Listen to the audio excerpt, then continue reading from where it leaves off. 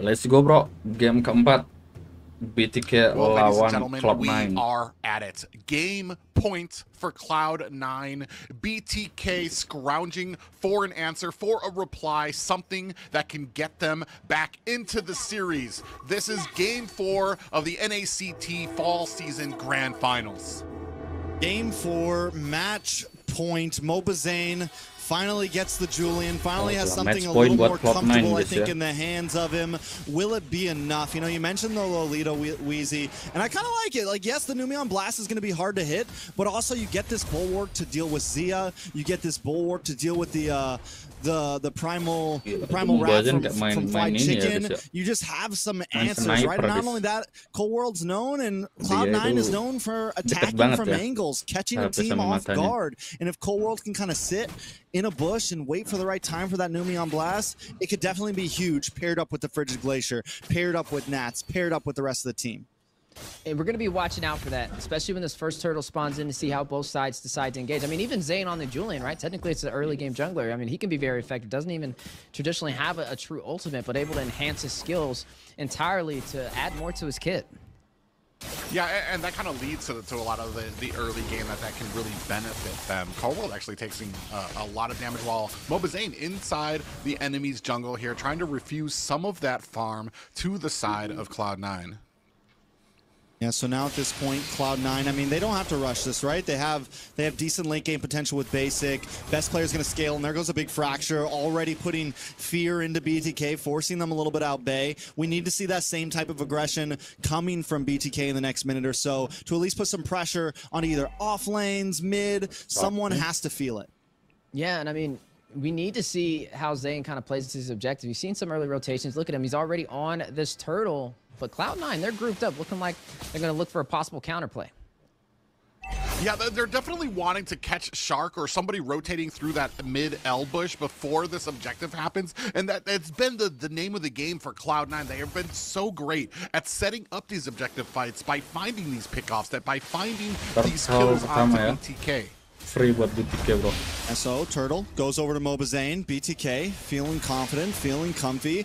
They take a gold lead, which in previous games, even when they got a turtle or so, it didn't translate to a huge gold lead. Normally CLOUD9 did very well at kind of just outmaneuvering them on the map to make sure they stayed a little ahead in farm. So BTK with a nice advantage right now.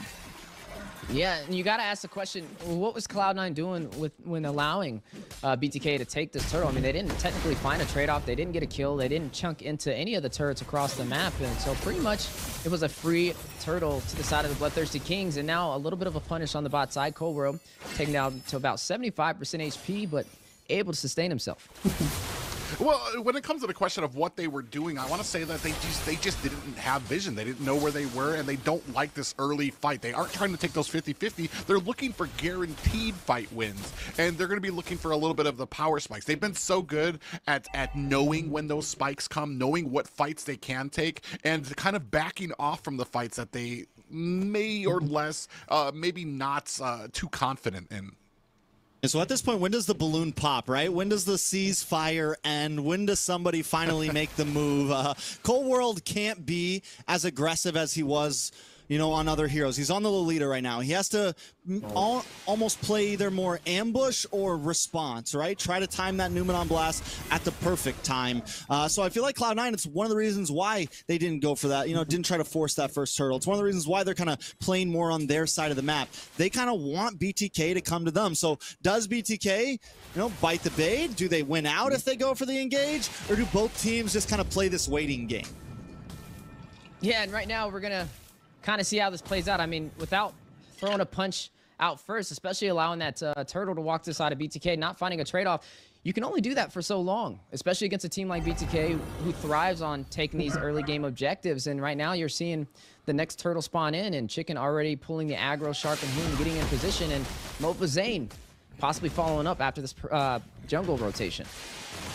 Yeah, he is. They're vying for a position right now, looking for an angle. You see best player still keeping vision. Nact doing a great job playing this front line. Itu dia loh, akhirnya first blood. Take down Cold World. No Numion Blast for CLOUD9. Best player may be next. Best player. Distribution comes out from Zane though, trying to stop best player. Zia will find basic. You're going to see Fried Chicken joining the party. Demonic Force, there's that Phobius we've been talking about, though. Chicken, very low. Marcuti able to shut him down. That is going to be a 1-for-1 trade, but Mobazane does not have the retribution since he used it on best player. Yeah, that hurt right there. Just going for Nats right there, and this man is dunking and dunking. There's two of you on him, but you're not able to get the kill, and then they kill one of yours. That is moral breaking.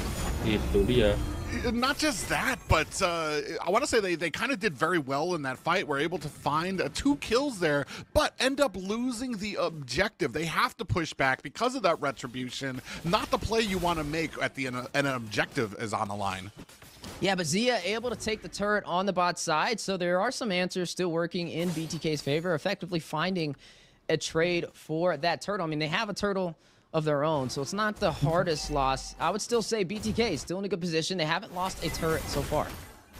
And Mobazane does have Bloodwings in. For the first time, I think, in every game, he's actually a little bit ahead in gold. His clear is able to keep up, if not outdo best player, which is going to be important. He's going to be a big damage dealer. He needs to be able to keep up in levels to actually fight for this 3rd turtle in First Lord. And BTK in a position now where they can kind of dance a little bit. And I really like Shark on this Ruby pick. I think it's another one of the things that is stopping Cloud9 from being so aggressive. There was this possible threat that if you engage too much and you get locked up too long, you're going down. Basic. Yeah, and we have a little bit of a flank play here. 48 seconds left for this turtle, and you can see BTK starting to set up a lot more comfortable on the map than they have been in the past. Well, at least in the past few games of this series. They're always kind of prominent when it comes to these objectives. Now you can see them pushing towers, so they're able to kind of get that map control.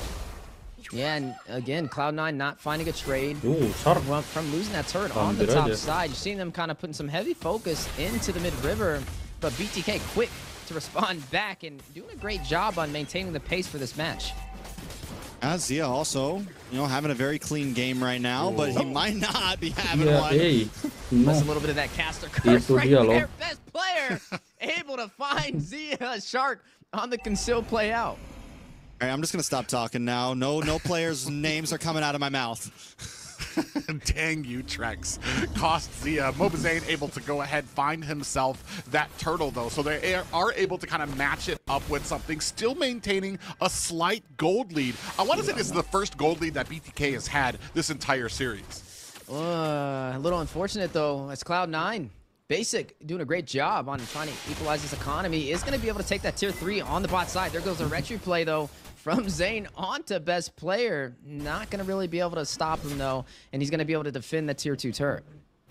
RQD also takes a nice chunk of damage. Honestly, it still feels very down the line. BTK up in towers, but I'm wondering, once again, when does the balloon pop, right? When does the team just go all in? Or is this going to get dragged out into First Lord until both teams are forced to go all in and make that big 5v5 happen? Taking a look at the items, back to Zia. I'm sorry, but I got to mention you. You almost got your DHS in. It's almost the Holy Trinity, but Leon Blast does miss out. BTK able to disengage. But yeah, right now, Zia might actually, I wasn't able to check basics, but I think he might be ahead of basic right now. Yeah, and I want to say that they're doing such a good job of kind of angling, keeping the pressure on different sides. You can see Zane off by himself. The rest of the team kind of split up very well to make sure that they're maintaining the pressure on the rest of these lanes. But the big engagement, not too much. Shark does kind of ward it off. But I want to say the big engagements, the big call will be when we open up these mid towers, when we really open up that jungle for the opposite team. Well, Trex, he's raising the question, when does the balloon pop? And I'm definitely thinking that balloon is going to be basic, right? I mean, he's on this carry. The later this goes, the more core items he'll be able to stack up, and effectively the harder he's going to be able to hit. So BTK definitely wanted to continue putting on this pressure, but they're doing a really great job so far. We got to see how they kind of play into this Lord, right? If they can take this Lord, then effectively they should be able to take that tier 3 turret in the mid lane. They're going to start the engagement nice and early. The knockup on the Cold World. There goes Internal Guardian dropping down as well, but he's able to sustain himself, and now there's going to be a couple of utility wasted for the side of the Bloodthirsty Kings, and the Lord still intact. Yeah, and that's the point, is you wasted so many utilities to kind of go on the Cold World, don't get the kill, and now you have none of your ultimates left for this objective. Sumpah. Best player one. There goes a flicker play, though. A little premature. Numion Blast only gonna stun one. That's Chicken caught in his tracks. And that's a good read from the Bloodthirsty Kings to create that separation, baiting out some of Cloud9's utility and effectively winning over this Lord. I'm telling you, this Ruby pick on Shark, man, it is doing the job. And not only that, Zia's having a good game. Overall, the team, and maybe it's the Julian too. Maybe it's Zane finally getting on the Julian, not having to pick up a Paquito. But either way, BTK just feels like a slightly different machine in this game. They feel more comfortable. They feel the ability to dance. They feel the ability to move. And it just seems like a lot of these fights are going into their hands easier than usual. Yeah, a lot easier than usual. They're starting to put the pressure onto all of the lanes. Lord pushing at bottom. Hoon finds himself a tower. And the split. Look at the split right now between the team. Zane's up by himself over there, able to get those split push. And I was actually worried about the split push coming from best player here. We've seen it before on the Nolan. He's able to create that pressure to where BTK can't answer these fights for like 10 seconds more, or the side of Cloud9 is going to be able to kind of find those angles. And speaking of angles, able to connect with time offended play. Mobazane finding Cold World. No Numion Blast for Cloud9. BTK looking to punish Zia. Joining the party finds Nact.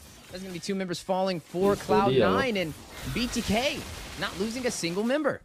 And even there, we see Nats come in, tries to use a demonic force, gets stopped by Shark just for enough time for the team to burst him down. Cloud9 has to be careful about how they take these fights. Yeah, go in. Here you see the Pride of Ice be activated over there by Marcuti. A little bit of a window for opportunity, and they're gonna take it. Look at the base crystal minions quickly dropping. Cloud9 members starting to spawn in. The party. They don't have minions in range for the base crystal, and BTK will disengage. Ooh, I mean, you live to fight another day. This game is still firmly in BTK's favor right now. A 7K gold lead for them. Only one more high ground left for the side of Cloud9. A very different game than we've seen from the first 3.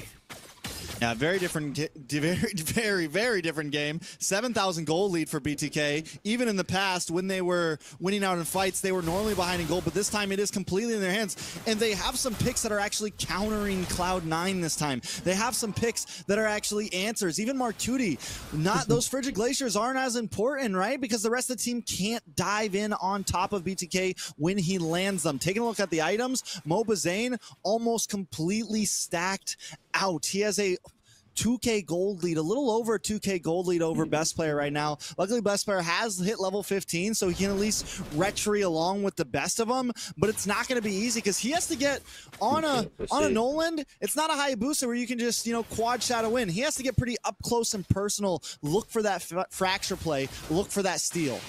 Yeah, and it's not going to be the easiest setup for Cold World as well. I mean, we haven't really get to see too many of those Numion Blasts hit the mark. I mean, a couple of times we may catch Chicken, may catch Shark out of position, but not finding the setups that Cloud9 can make the most of. Speaking of setups, Nat's join the battle, taken down by Hoon. One member falling for Cloud9, which will give BTK the advantage for this Lord play. But best player, Marcuti, Cold World, Basic, they're not going to let it go for free. They're going to continue to engage. There goes a big Numion Blast.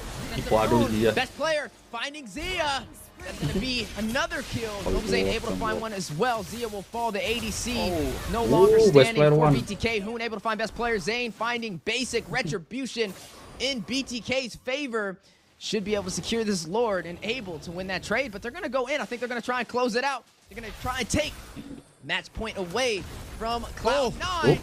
And Marcuti will fall. Nas left alone all by himself, wondering how did I get here? Selesai.